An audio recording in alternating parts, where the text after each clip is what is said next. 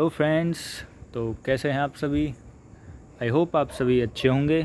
तो चलिए शुरू करते हैं इस शानदार क्लास को। तो आज का हमारा पहला वर्ड है एमिकेबल। पार्ट ऑफ स्पीच से एक एडवर्ब है। मीनिंग है इसका मित्र भाव से, मतलब in a polite and friendly way. Synonym amiably, peacefully, friendly, genuinely. Antonyms हैं इसके angrily, manically and hostilely. Examples, they have amicably resolve their outstanding dispute. मतलब जैसा कि आप सब इस पिक्चर में देख रहे हैं, तीन दोस्त हैं, इनका कोई आपस में झगड़ा हो गया होगा, कोई डिस्प्यूट होगा। तो मतलब वो बड़ा डिस्प्यूट था, लेकिन फिर भी इन्होंने मित्र भाव से उसे सॉल्व कर लिया। ट्रिक है हमारी, केबल वाला सबसे एमिकेबली बात करता है। केबल वाला क्या, जितने भी बिजनेसमैन हैं या कोई नॉर्मल दुकानदार है, आपने देखा होगा, वो बहुत प्यार से, बहुत मित्र भाव से बात करते हैं अपने बिज़नेस के लिए। तो इसी को मैंने ट्रिक बना लिया। नेक्स्ट वर्ड है हमारा एसेंचुएट। पार्ट ऑफ स्पीच से एक वर्ब है। मीनिंग है इसका अधिक स्पष्ट करना।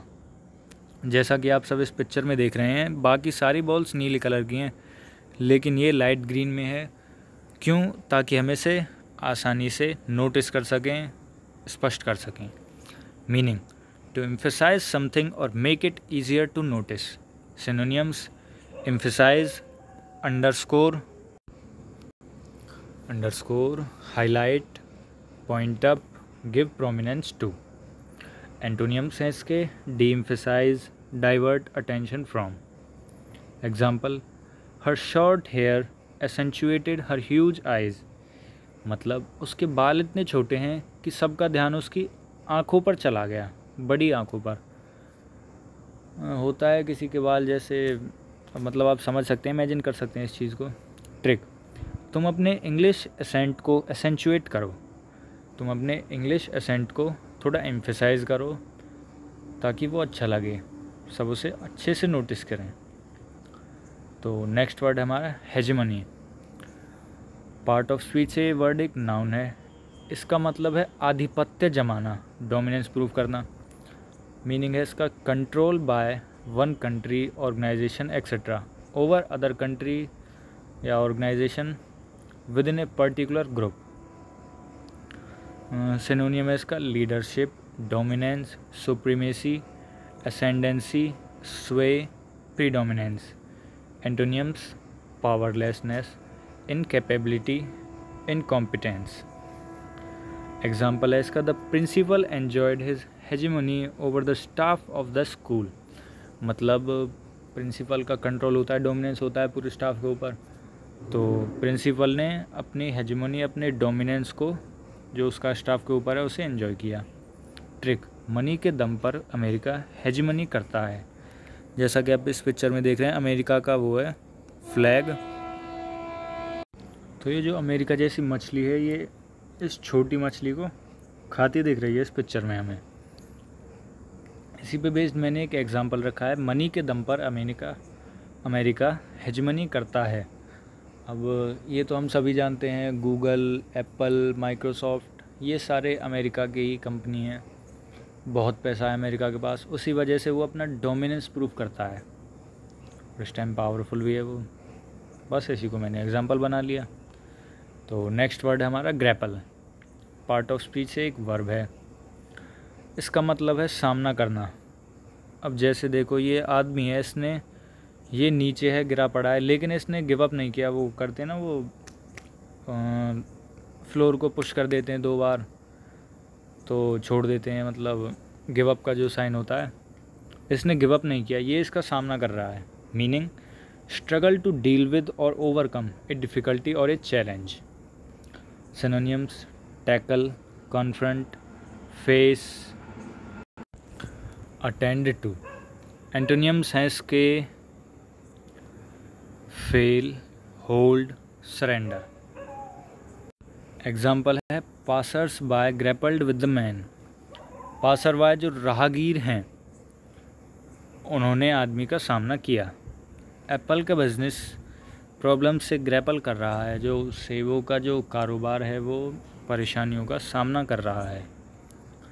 नेक्स्ट वर्ड हमारा मैनोएवरिंग, पार्ट ऑफ स्पीच से एक नाउन है और ये काफ़ी ट्रेंडिंग वर्ड चल रहा है इस टाइम में चाइना की वजह से, क्योंकि वो काफ़ी दाव पेच लगा रहा है गलवान घाटी में और इसका मतलब भी दाव पेच है।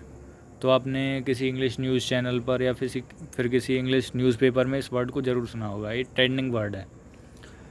Meaning, way of achieving your aims that are clever, show skill and are often dishonest, मतलब दाव पेच। Synonyms, stratagem, tactic, gambit, ploy. Antonyms हैं honesty, dissuade. Example, the political manoeuvring never stops, जो राजनीतिक दांवपेच हैं वो कभी नहीं रुकते। ट्रिक, कार रेसिंग में मैन अपनी मैनोएवरिंग दिखाते हैं। कार रेसिंग क्या, अगर आप किसी और स्पोर्ट को लो जैसे कि चेस में भी लोग अपने दांवपेच दिखाते हैं। तो मतलब वही है, जिस आपके दिमाग में जो जैसी ट्रिक आए आप उसे बना लीजिए वर्ड के लिए। But the main thing is कि उस ट्रिक से आपके दिमाग में वर्ड रहना चाहिए जब भी। जैसे मैंने पिक्चर किस लिए डाली है, ताकि इन पिक्चर से रिलेटेड कोई कंडीशन आए आपकी लाइफ में जहाँ पे आपको ये वर्ड यूज़ करना हो, मतलब ऐसा आया इससे रिलेटेड कोई वर्ड, दांवपेच से रिलेटेड, तो आपके दिमाग में तुरंत स्ट्राइक करेगा कि हाँ भाई ऐसा वर्ड है और अब मुझे मैनोएवरिंग का यूज़ करना है। ठीक है, तो इसीलिए आप अपनी ट्रिक बनाइए। मेन थिंग है, कोई आपसे ये नहीं पूछेगा कि आपने कैसी ट्रिक से याद किया, कैसे किया, कब किया, कहाँ किया, किसकी वीडियो से किया। बस अगर कोई चीज़ मैटर करती है तो वो ये करती है कि एग्ज़ाम में जब ये वर्ड आया, इसका सिनोनियम, एंटोनियम कुछ भी पूछा है या फिर फिलअप्स में इस वर्ड का यूज़ हुआ है और इससे रिलेटेड, जैसे अभी नाउन के तौर पे यूज़ हुआ है और नाउन आपका सब्जेक्ट के तौर पे यूज़ हुआ है, तो अगर वो सिंगुलर नाउन की तरह यूज़ हुआ है तो आपको वर्ब सिंगुलर लगानी है। या मतलब जैसे भी ग्रामर में किसी भी चीज़ में अगर इसका यूज़ हो रहा है और आपने इसका यूज़ किया तो बस वही मैटर करता है। ठीक है, नेक्स्ट वर्ड है हमारा अनरेवल, पार्ट ऑफ स्पीच से एक वर्ब है और मीनिंग है इसका असफल होना। जैसा कि आप इस पिक्चर में देख रहे हैं, ये रस्सी बिल्कुल टूटती जा रही, थोड़ी सी बची है, मतलब ऑलमोस्ट कोलैप्स हो चुकी है। मीनिंग है टू स्टार्ट टू फेल और no longer stay together as a whole. Synonym है इसका fail, collapse, fall apart, come apart. Antonyms, succeed, satisfy, win, thrive. Example, the government's immigration policy appears to be unravelling very quickly with further changes announced today. मतलब जो government की immigration policy है वो असफल होती दिखाई दे रही है बहुत जल्दी, क्योंकि जो कुछ चेंजेस आज सरकार ने अनाउंस किए हैं उनकी वजह से जो गवर्नमेंट की इमिग्रेशन पॉलिसी है वो असफल होती दिखाई दे रही है। Appears to be unravelling. ठीक है, ट्रिक, रावण का एंड में अनरेवल हो गया। रावण अंत में असफल हुआ था, तो बस बना दो ट्रिक। नेक्स्ट वर्ड हमारा मिफ्ड, पार्ट ऑफ स्पीच से एक एडजेक्टिव है और ये काफ़ी प्यारा वर्ड है। इसका मतलब है गुस्से से, जैसा कि आप इस पिक्चर में देख रहे हैं, थोड़ा एंग्री सा लग, मतलब कुछ चटपटा सा लग रहा है। मीनिंग है इसका स्लाइटली एंग्री और अपसेट।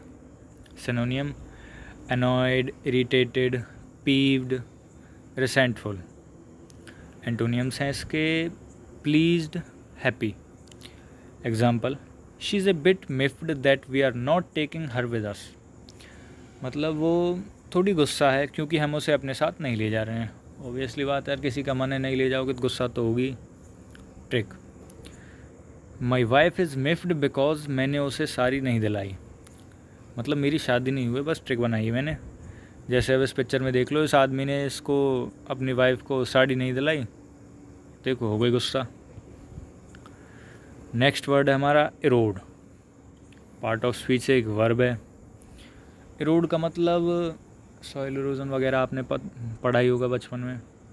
इरोड का मतलब होता है नष्ट करना, ग्रेजुअली डिस्ट्रॉय और be gradually destroyed. Synonyms, wear away, destroy, abrade. Antonyms: maintain, save, conserve, preserve. Example: crashing waves have eroded the cliffs along the beach. Crashing waves जो टकराती हुई वेव्स हैं, जो प्रचंड वेव्स हैं, उन्होंने जो बीच के पास के जो चट्टानें हैं उनको ध्वस्त कर दिया, तोड़ दिया, नष्ट कर दिया, एरोड कर दिया। ठीक है। ट्रिक: रोड अब एरोड हो रहा है, रोड अब एरोड हो रही है। जैसा कि आप इस पिक्चर में देख रहे हैं, बिल्कुल खस्ता हालत में है रोड। तो बस ट्रिक बना दी। एम्ब्रेस, पार्ट ऑफ स्पीच से एक नाउन है एम्ब्रेस। मीनिंग है इसका an act of accepting something willingly and enthusiastically. इसका मतलब होता है वर्ड का आलिंगन करना। आई नो बहुत शुद्ध हिंदी है, बट अगर नॉर्मली मैं बताऊँ इसका मतलब है एक वार्म वेलकम की तरह। ठीक है। सिनोनिम है इसका वेलकमिंग, अडॉप्शन, इंटीग्रेशन। हाँ, मेल मिलाप भी कह सकते हैं आप इसे। Antonyms: discard, repudiation, renunciation. Example: he is about to embrace his friend but Kartik avoided him. मतलब वो अपने दोस्त से मिलने ही वाला था, ठीक है, बट कार्तिक ने उसे अवॉइड कर दिया। हाय, कितना गलत किया। ट्रिक: रेस के बाद ड्राइवर्स एक दूसरे को एम्ब्रेस करते हैं। रेस के बाद ड्राइवर एक दूसरे से मिलते हैं, नॉर्मल है। बना दो ट्रिक इसकी। हमारा लास्ट वर्ड है एंकर। पार्ट ऑफ स्पीच से एक वर्ब है और इसका मतलब है, अगर शुद्ध हिंदी में बताऊँ तो जमाना। हाँ, जमाना सेंस में वो जमा नहीं है, जैसे ये ऐसे स्ट्रक्चर को जमा रहा है। नीचे देखना, छोटी सी है लेकिन फिर भी ये ऊपर तक बहुत मतलब कंसंट्रेट करके ऊपर तक जमा रहा है इसे। तो बस वही है इसका meaning. Provide with a firm basis और foundation. Synonyms: stick, lodge, implant. Antonyms: uproot, dislodge, detach. Example: it is important that policy be anchored to some acceptable theoretical firm basis. Theoretical basis मतलब जैसे अगर आप कोई policy बनाओगे तो obvious सी बात है, आपको चाहिए कि जो पॉलिसी आप बना रहे हो या किसी चीज़ में अगर आप इन्वेस्ट कर रहे हो तो वो थोड़ी परफेक्ट हो, आपको प्रॉफिट दे। तो उसी चीज़ पे मतलब उसी चीज़ से रिलेटेड ये वो है,